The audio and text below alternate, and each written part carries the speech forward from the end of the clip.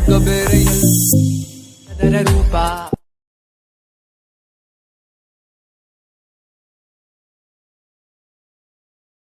Hi guys, welcome to NS creations ಅವನ್ YouTube channel.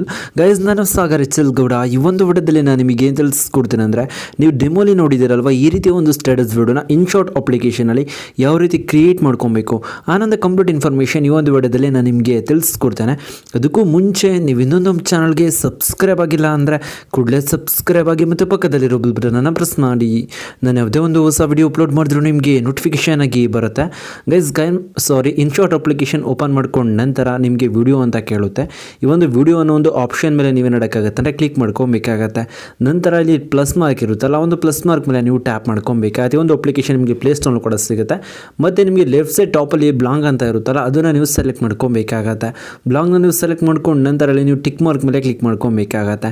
Click ಮಾಡ್ಕೊಂಡು ನಂತರ ಬ್ಯಾಕ್ಗ್ರೌಂಡ್ ಕಲರ್ ನೀವು ಚೇಂಜ್ ಮಾಡ್ಕೊಬೇಕಾಗತ್ತೆ. ಇಲ್ಲಿ ಬ್ಯಾಕ್ಗ್ರೌಂಡ್ ಅಂತ ಒಂದು ಆಪ್ಷನ್ ನಿಮಗೆ ಸಿಗುತ್ತೆ, ಅದ್ರ ಮೇಲೆ ನೀವು ಟ್ಯಾಪ್ ಮಾಡ್ಕೊಬೇಕಾಗತ್ತೆ. ಇಲ್ಲಿ ವೈಟ್ ಕಲರ್ನ ಸೆಲೆಕ್ಟ್ ಮಾಡ್ಕೊಬೇಕಾಗತ್ತೆ. ಪ್ಯೂರ್ ವೈಟ್ ಬಂದಿಲ್ಲ ಅಂದರೆ ಇಲ್ಲಿ ಕಲರ್ಸ್ಗಳಿರುತ್ತಲ್ಲ, ಅದ್ರ ಮೇಲೆ ನೀವು ಟ್ಯಾಪ್ ಮಾಡ್ಕೊಬೇಕಾಗತ್ತೆ. ವೈಟ್ ಕಲರ್ ಕಡೆಗೆ ನೀವು ನೋಡೋಕ್ಕಾಗತ್ತೆ. ಲೆಫ್ಟ್ ಸೈಡ್ ಕಾರ್ನರ್ಗೆ ರೀತಿ ಮೂವ್ ಮಾಡ್ಕೊಬೇಕಾಗತ್ತೆ.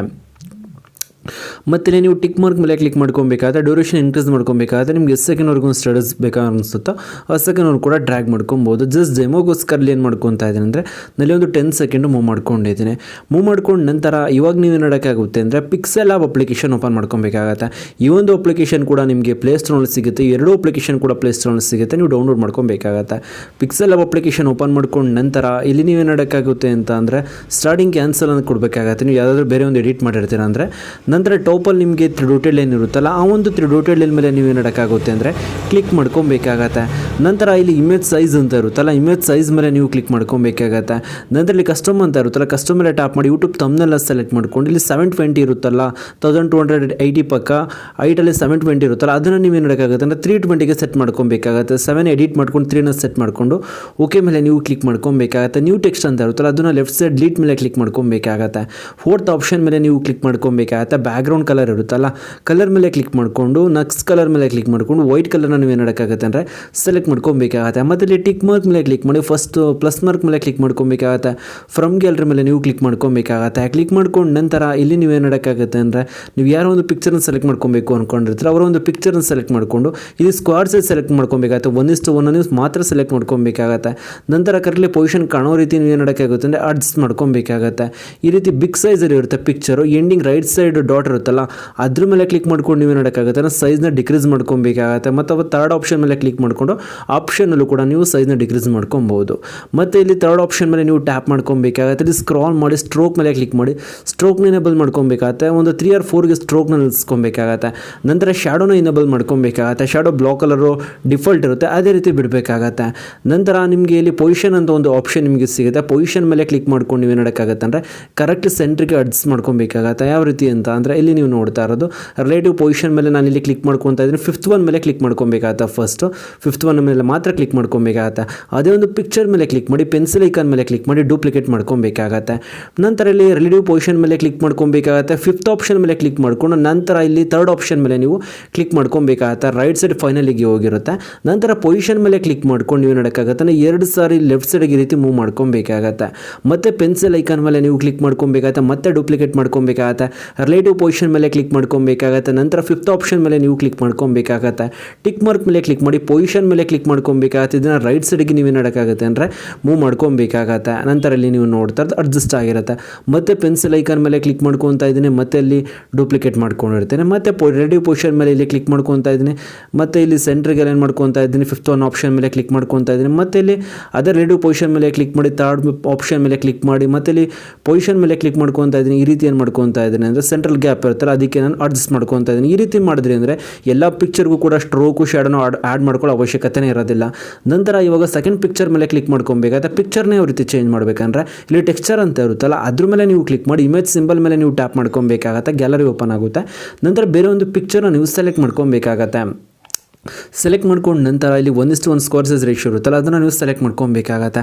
ಮತ್ತು ಇಲ್ಲಿ ನೀವು ಟಿಕ್ ಮಾರ್ಕ್ ಮೇಲೆ ಕ್ಲಿಕ್ ಮಾಡ್ಕೊಬೇಕಾಗತ್ತೆ. ಇಲ್ಲಿ ನೀವು ನೋಡ್ತಾರೆ ಸ್ಟ್ರೋಕ್ ಎನೇಬಲ್ ಮಾಡಿಲ್ಲ, ಶಾಡೋ ಎನೇಬಲ್ ಮಾಡಿಲ್ಲ, ಪರ್ಫೆಕ್ಟ್ ಏನಾಗಿರುತ್ತೆ ಅಂದರೆ ಬೇರೆ ಒಂದು ಪಿಕ್ಚರ್ ಆ್ಯಡ್ ಆಗಿರುತ್ತೆ. ಇದೇ ರೀತಿ ನೀವು ಏನು ಮಾಡೋಕ್ಕಾಗುತ್ತೆ ಅಂದರೆ ಎಲ್ಲ ಪಿಕ್ಚರ್ಸ್ಗಳಿಗೂ ಕೂಡ ಸೇಮ್ ಪ್ರೊಸೀಜರ್ನ ನೀವು ಫಾಲೋ ಮಾಡಬೇಕಾಗುತ್ತೆ. ಸ್ಕ್ವೇರ್ ಸೈಜ್ನ ಆ್ಯಡ್ ಮಾಡ್ಕೊಬೇಕಾಗತ್ತೆ, ಫೇಸ್ ಕನ್ನೋತಿ ಅಡ್ಜಸ್ಟ್ ಮಾಡ್ಕೊಬೇಕಾಗತ್ತೆ, ಟಿಕ್ ಮಾರ್ಕ್ ಮೇಲೆ ಕ್ಲಿಕ್ ಮಾಡ್ಕೊಬೇಕಾಗತ್ತೆ. ಫೈನಲ್ ಪಿಕ್ಚರ್ನು ಕೂಡ ಅದೇ ರೀತಿ ಆ್ಯಡ್ ಮಾಡ್ಕೊಂಡಿದ್ದೀನಿ. ಆ್ಯಡ್ ಮಾಡ್ಕೊಂಡು ನಂತರ ಟಾಪಲ್ಲಿ ನಿಮಗೆ ಡೋಟೆಲ್ ಏನಿರುತ್ತೆ ಅದ್ರ ಮೇಲೆ ಕ್ಲಿಕ್ ಮಾಡ್ಕೊಬೇಕಾಗತ್ತೆ, ಎಕ್ಸ್ಪೋರ್ಟ್ ಇಮೇಜ್ ಮೇಲೆ ಕ್ಲಿಕ್ ಮಾಡ್ಕೊಬೇಕಾಗತ್ತೆ. ನಂತರ ಕಸ್ಟಮ್ ಮೇಲೆ ಕ್ಲಿಕ್ ಮಾಡಿ ಅಲ್ಟರ್ನ ಸೆಲೆಕ್ಟ್ ಮಾಡ್ಕೊಂಡು ಸೇವ್ ಟು ಗ್ಯಾಲರಿ ಮೇಲೆ ನೀವು ನೋಡೋಕ್ಕಾಗತ್ತೆ ಅಂದರೆ ಕ್ಲಿಕ್ ಮಾಡ್ಕೊಬೇಕಾಗತ್ತೆ. ಇವಾಗ ನಿಮ್ಮ ಒಂದು ಗ್ಯಾಲರಿಗೆ ಬಂದು ಸೇವ್ ಆಗಿರುತ್ತೆ. ಮತ್ತು ಇನ್ಶಾಟ್ ಅಪ್ಲಿಕೇಶನ್ ನೀವು ಮತ್ತೆ ಓಪನ್ ಮಾಡ್ಕೊಬೇಕಾಗತ್ತೆ. ಓಪನ್ ಮಾಡ್ಕೊಂಡು ನಂತರ ಸ್ಟಾರ್ಟಿಂಗಿಗೆ ನೀವು ಮೂವ್ ಮಾಡ್ಕೊಬೇಕಾಗತ್ತೆ. ಮೂವ್ ಮಾಡ್ಕೊಂಡು ನಂತರ ಇಲ್ಲಿ ಸ್ಕ್ರಾಲ್ ಮಾಡ್ಕೊಬೇಕಾಗತ್ತೆ. ಇಲ್ಲಿ ನಿಮಗೆ ಒಂದು ಆಪ್ಷನ್ ನಿಮಗೆ ಸಿಗುತ್ತೆ PIP ಅಂತ, ಅದ್ರ ಮೇಲೆ ನೀವು ಟ್ಯಾಪ್ ಮಾಡ್ಕೊಬೇಕಾಗತ್ತೆ. ಟ್ಯಾಪ್ ಮಾಡ್ಕೊಂಡು ನಂತರ ನಾವು ಇವಾಗ ಸೇವ್ ಮಾಡಿರುತ್ತಲ್ಲ ಪಿಕ್ಸೆಲಬಲ್ ಆ ಒಂದು ಇಮೇಜ್ ಸಿಗುತ್ತೆ, ಅದನ್ನು ನೀವು ಸೆಲೆಕ್ಟ್ ಮಾಡ್ಕೊಬೇಕಾಗತ್ತೆ. ಸೆಲೆಕ್ಟ್ ಮಾಡ್ಕೊಂಡು ನಂತರ ಈ ಒಂದು ಲೇಯರ್ನ ನೀವು ಸ್ಟಾರ್ಟಿಂಗಿಂದ ಎಂಡಿಂಗ್ವರೆಗೂ ಡ್ರ್ಯಾಗ್ ಮಾಡ್ಕೊಬೇಕಾಗತ್ತೆ. ಡ್ರ್ಯಾಗ್ ಮಾಡ್ಕೊಂಡು ನಂತರ ಆ ಒಂದು ಲೇಯರ್ನ ರೊಟೇಟ್ ಮಾಡ್ಕೊಬೇಕಾಗತ್ತೆ. ಮತ್ತು ಇದನ್ನು ನೀವೇನು ಮಾಡೋಕ್ಕಾಗುತ್ತೆ ಅಂದರೆ ಎನ್ಲೋಡ್ಸ್ ಮಾಡ್ಕೊಬೇಕಾಗತ್ತೆ. ಇಲ್ಲಿ ನೀವು ನೋಡ್ತಾ ಇರೋದು ಲೆಫ್ಟ್ ಸೈಡ್ಗೆ ಮೂವ್ ಮಾಡ್ಕೊಬೇಕಾಗತ್ತೆ. ಈ ರೀತಿ ಎನ್ಲೋಡ್ಸ್ ಮಾಡ್ಕೊಬೇಕಾಗತ್ತೆ ಮತ್ತು ಸ್ವಲ್ಪ ರೊಟೇಟ್ ಮಾಡ್ಕೊಬೇಕಾಗತ್ತೆ. ರೊಟೇಟ್ ಮಾಡ್ಕೊಂಡು ನಂತರ ಕರೆಕ್ಟ್ಲಿ ನೀವೇನು ಮಾಡೋಕ್ಕಾಗುತ್ತೆ ಅಂದರೆ ರೈಟ್ ಸೈಡ್ಗೆ ಇದನ್ನು ಮೂವ್ ಮಾಡ್ಕೊಬೇಕಾಗತ್ತೆ. ಸ್ಟಾರ್ಟಿಂಗ್ ಪಿಕ್ಚರ್ನ ಬಿಟ್ಟು ಈ ರೀತಿ ಮೂವ್ ಮಾಡ್ಕೊಬೇಕಾಗತ್ತೆ.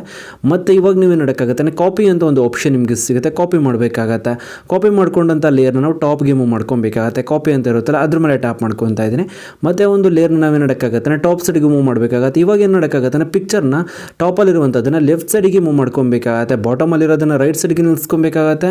ಟಾಪಲ್ಲಿರೋದನ್ನು ಲೆಫ್ಟ್ ಸೈಡ್ಗೆ ನಿಲ್ಸ್ಕೊಬೇಕಾಗತ್ತೆ. ಒಂದು ಲೆಫ್ಟ್ ಸೈಡ್ಗೆ ಸ್ವೈಪ್ ಆದರೆ ಒಂದು ರೈಟ್ ಸೈಡ್ಗೆ ಸ್ವೈಪ್ ಆಗೋ ರೀತಿ ಎಫೆಕ್ಟ್ನ ಆ್ಯಡ್ ಮಾಡ್ಕೊಬೇಕಾಗತ್ತೆ. ಇಲ್ಲಿ ಕೀ ಫ್ರೇಮ್ ಅಂತ ಇರುತ್ತಲ್ಲ ಅದ್ರ ಮೇಲೆ ನೀವು ಟ್ಯಾಪ್ ಮಾಡ್ಕೊಬೇಕಾಗತ್ತೆ.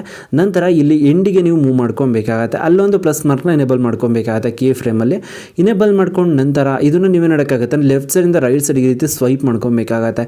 ಇವಾಗ ಏನಾಗ್ತಾ ಇರುತ್ತೆ ಅಂದರೆ ಆನಿಮೇಷನ್ ಎಫೆಕ್ಟು ಆ್ಯಡ್ ಆಗ್ತಾ ಇರುತ್ತೆ. ಈ ಒಂದು ಪಿಕ್ಚರ್ಗೆ ಏನಾಗಿರುತ್ತೆ ಅಂದರೆ ಆನಿಮೇಷನ್ ಎಫೆಕ್ಟ್ ಆ್ಯಡ್ ಆಗ್ತಾ ಇರುತ್ತೆ. ಲಾಸ್ಟ್ ಪಿಕ್ಚರ್ ಬಂದಿದ ತಕ್ಷಣ ನೀವೇನು ಮಾಡೋಕ್ಕಾಗುತ್ತೆ ಅಂದರೆ ಸ್ಟಾಪ್ ಮಾಡ್ಕೊಬೇಕಾಗತ್ತೆ. ಮತ್ತು ಟಿಕ್ ಮಾರ್ಕ್ ಮೇಲೆ ಕ್ಲಿಕ್ ಮಾಡ್ಕೊಬೇಕಾಗತ್ತೆ. ತುಂಬಾ ಬ್ಯೂಟಿಫುಲ್ ಆಗಿ ಏನಾಗ್ತಾ ಇರುತ್ತೆ ಅಂದರೆ ಆನಿಮೇಟ್ ಆಗ್ತಾ ಇರುತ್ತೆ. ಸೆಕೆಂಡ್ ಲೇಯರ್ ಮೇಲೆ ಸೆಕೆಂಡ್ ಪಿಕ್ಚರ್ ಮೇಲೆ ಕ್ಲಿಕ್ ಮಾಡ್ಕೊಬೇಕಾಗತ್ತೆ. ಕ್ಲಿಕ್ ಮಾಡ್ಕೊಂಡು ನಂತರ ಅಲ್ಲಿ ನೀವೇನು ಮಾಡೋಕ್ಕಾಗತ್ತೆ ಅಂದರೆ ಕೀ ಫ್ರೇಮ್ ಅಂತ ಇರುತ್ತಲ್ಲ ಅದೊಂದು ಪ್ಲಸ್ ಮಾರ್ಕ್ ಎನೇಬಲ್ ಮಾಡ್ಕೊಬೇಕಾಗತ್ತೆ. ಇಲ್ಲಿ ಎಂಡಿಗೆ ನೀವೇನು ಮಾಡೋಕ್ಕಾಗತ್ತೆ ಅಂದರೆ ಮೂವ್ ಮಾಡ್ಕೊಬೇಕಾಗತ್ತೆ. ಎಂಡಿಗೆ ಮೂವ್ ಮಾಡ್ಕೊಂಡು ನಂತರ ನಾವು ಫಸ್ಟ್ ಲೆಫ್ಟಿಂದ ರೈಟ್ ಮೂವ್ ಮಾಡಿದ್ದೀವಲ್ವ, ಇವಾಗ ರೈಟಿಂದ ಲೆಫ್ಟ್ಗೆ ಮಾಡೋಕ್ಕಾಗುತ್ತೆ ಅಂದರೆ ಈ ರೀತಿ ಮೂವ್ ಮಾಡ್ಕೊಬೇಕಾಗತ್ತೆ. ಕಂಪ್ಲೀಟ್ ಫೈನಲ್ ಪಿಕ್ಚರ್ ಬರೋವರೆಗೂ ನೀವೇನು ಮಾಡೋಕ್ಕಾಗತ್ತೆ ಅಂದರೆ ಈ ರೀತಿ ಮೂವ್ ಮಾಡ್ಕೊಬೇಕಾಗತ್ತೆ. ಇವಾಗ ಏನಾಗ್ತಾ ಇರುತ್ತೆ ಅಂದರೆ ಇದಕ್ಕೆ ಆನಿಮೇಷನ್ ಎಫೆಕ್ಟು ಆ್ಯಡ್ ಆಗ್ತಾ ಇರುತ್ತೆ. ಇದು ಫೈನಲ್ ಪಿಕ್ಚರ್ ಆಗಿರುತ್ತೆ. ಇದನ್ನು ಇಲ್ಲಿಗೆ ಸ್ಟಾಪ್ ಮಾಡ್ಕೊಂಡಿದ್ದೀನಿ. ಸ್ಟಾಪ್ ಮಾಡ್ಕೊಂಡು ನಂತರ ಇಲ್ಲಿ ಟಿಕ್ ಮಾರ್ಕ್ ಮೇಲೆ ನೀವು ಕ್ಲಿಕ್ ಮಾಡ್ಕೊಬೇಕಾಗತ್ತೆ. ಇವಾಗ ನೀವು ನೋಡ್ತಾರೆ ತುಂಬಾ ಬ್ಯೂಟಿಫುಲ್ ಆಗಿ ಏನಾಗ್ತಾ ಇರುತ್ತೆ ಅಂದರೆ ಈ ಒಂದು ಆನಿಮೇಷನ್ ಎಫೆಕ್ಟು ಆ್ಯಡ್ ಆಗಿರುತ್ತೆ. ನಂತರ ಇಲ್ಲಿ ಸ್ಟಾರ್ಟಿಂಗಿಗೆ ನೀವು ಮೂವ್ ಮಾಡ್ಕೊಬೇಕಾಗತ್ತೆ. ಇಲ್ಲಿ PIP ಅಂತ ಒಂದು ಆಪ್ಷನ್ ಇರುತ್ತಲ್ಲ ಅದ್ರ ಮೇಲೆ ನೀವು ಟ್ಯಾಪ್ ಮಾಡ್ಕೊಬೇಕಾಗತ್ತೆ. ಟ್ಯಾಪ್ ಮಾಡ್ಕೊಂಡು ನಂತರ ನೆಕ್ಸ್ಟ್ ಪ್ಲಸ್ ಮಾರ್ಕ್ ಮೇಲೆ ಕ್ಲಿಕ್ ಮಾಡ್ಕೊಬೇಕಾಗತ್ತೆ. ಪೇನ್ಸ್ ಕೊಡ್ತಾನೆ ಡಿಸ್ಕ್ರಿಪ್ಷನಲ್ಲಿ ಇರುತ್ತೆ, ಅದನ್ನು ನೀವು ಸೆಲೆಕ್ಟ್ ಮಾಡ್ಕೊಬೇಕಾಗತ್ತೆ. ಸೆಲೆಕ್ಟ್ ಮಾಡ್ಕೊಂಡು ನಂತರ ಈ ರೀತಿ ನೀವೇನು ಮಾಡೋಕ್ಕಾಗುತ್ತೆ ಅಂದರೆ ರೊಟೇಟ್ ಮಾಡ್ಕೊಬೇಕಾಗತ್ತೆ. ಸೆಂಟ್ರಲ್ಲಿ ಸ್ಪೇಸ್ ಇರುತ್ತಲ್ಲ ಅದಕ್ಕೆ ನೀವೇನು ಮಾಡೋಕ್ಕಾಗುತ್ತೆ ಅಂದರೆ ಅಡ್ಜಸ್ಟ್ ಮಾಡ್ಕೊಬೇಕಾಗತ್ತೆ. ನೀವೇನು ಮಾಡೋಕ್ಕಾಗುತ್ತೆ ಅಂದರೆ ಸೆಂಟ್ರಲ್ಲಿ ಸ್ವಲ್ಪ ಜಾಸ್ತಿ ಸ್ಪೇಸ್ ಇಟ್ಕೊಬೇಕಾಗತ್ತೆ. ಮತ್ತು PIP ಮೇಲೆ ಕ್ಲಿಕ್ ಮಾಡ್ಕೊಬೇಕಾಗತ್ತೆ. ಪ್ಲಸ್ ಮಾರ್ಕ್ ಮೇಲೆ ಕ್ಲಿಕ್ ಮಾಡ್ಕೊಬೇಕಾಗತ್ತೆ. ಒಂದು ವೈಡ್ ಸ್ಕ್ರೀನ್ ಲಿರಿಕ್ಸ್ ಕೊಡಿರುತ್ತೆ, ಅದನ್ನು ನೀವು ಸೆಲೆಕ್ಟ್ ಮಾಡ್ಕೊಬೇಕಾಗತ್ತೆ. ಸೆಲೆಕ್ಟ್ ಮಾಡ್ಕೊಂಡು ನಂತರ ಇಲ್ಲಿ ನೀವು ಸ್ಕ್ರಾಲ್ ಮಾಡ್ಕೊಬೇಕಾಗತ್ತೆ. ಇಲ್ಲಿ ಬ್ಲೆಂಡಿಂಗ್ ಅಂತ ಒಂದು ಆಪ್ಷನ್ ನಿಮಗೆ ಸಿಗುತ್ತೆ. ಬ್ಲೆಂಡಿಂಗ್ ಮೇಲೆ ನೀವು ಕ್ಲಿಕ್ ಮಾಡ್ಕೊಬೇಕಾಗತ್ತೆ. ಇಲ್ಲಿ ಡಾರ್ಕ್ ಅಂತ ಇರುತ್ತಲ್ಲ ಡಾರ್ಕ್ನ ನೀವೇನು ಮಾಡೋಕ್ಕಾಗುತ್ತೆ ಅಂದರೆ ಸೆಲೆಕ್ಟ್ ಮಾಡ್ಕೊಬೇಕಾಗತ್ತೆ. ವೈಟ್ ಕಲರ್ ರಿಮೂವ್ ಆಗಿರುತ್ತೆ. ಮತ್ತು ಇದನ್ನು ನೀವೇನು ಮಾಡೋಕ್ಕಾಗುತ್ತೆ ಅಂದರೆ ರೊಟೇಟ್ ಮಾಡ್ಕೊಬೇಕಾಗತ್ತೆ. ರೊಟೇಟ್ ಮಾಡ್ಕೊಂಡು ನಂತರ ಸ್ವಲ್ಪ ಎನ್ಲೋಡ್ಸ್ ಮಾಡ್ಕೊಬೇಕಾಗತ್ತೆ. ಆ ರೆಡ್ ಕಲರ್ ಒಳಗಡೆ ಈ ಒಂದು ಲಿರಿಕ್ಸ್ನ ನೀವು ಮಾಡೋಕ್ಕಾಗುತ್ತೆ ಅಂದರೆ ಆ್ಯಡ್ ಮಾಡ್ಕೊಬೇಕಾಗತ್ತೆ. ನಂತರ ನೀವು ವಿಡಿಯೋನ ಪ್ಲೇ ಮಾಡ್ಕೊಬೇಕಾಗತ್ತೆ. ಇಲ್ಲಿ ನೀವು ನೋಡ್ತಾರೆ ತುಂಬಾ ಬ್ಯೂಟಿಫುಲ್ ಆಗಿ ಏನಾಗ್ತಾ ಇರುತ್ತೆ ಅಂದರೆ ಈ ಒಂದು ಸ್ಟಡೀಸ್ ವಿಡಿಯೋ ನಮಗೆ ಕ್ರಿಯೇಟ್ ಆಗ್ತಾ ಇರುತ್ತೆ. ಇದೇ ರೀತಿ ನಾನು ಹೇಳ್ಕೊಟ್ಟು ಪ್ರತಿಯೊಂದು ಸ್ಟೆಪ್ಸ್ನೂ ನೀವೇನಾದರೂ ಫಾಲೋ ಮಾಡಿದ್ರಿ ಅಂದರೆ ನೀವು ಕೂಡ ಈ ರೀತಿ ಒಂದು ಸ್ಟಡೀಸ್ ವಿಡಿಯೋನ ಕ್ರಿಯೇಟ್ ಮಾಡ್ಕೊಬೋದು. ಗೈಸ್ ನಾನಿವಾಗ ನಿಮಗೆ ತಿಳಿಸ್ಕೊಟ್ಟು ಈ ಟ್ರಿಕ್ ಏನಾದರೂ ನಿಮಗೆ ಇಷ್ಟ ಆಯ್ತು ಅಂದರೆ ಪ್ಲೀಸ್ ಲೈಕ್ ಮಾಡಿ, ಶೇರ್ ಮಾಡಿ ಮತ್ತು ಸಬ್ಸ್ಕ್ರೈಬ್ ಆಗೋದನ್ನು ಮರಿಬೇಡಿ guys. Thank you for watching guys.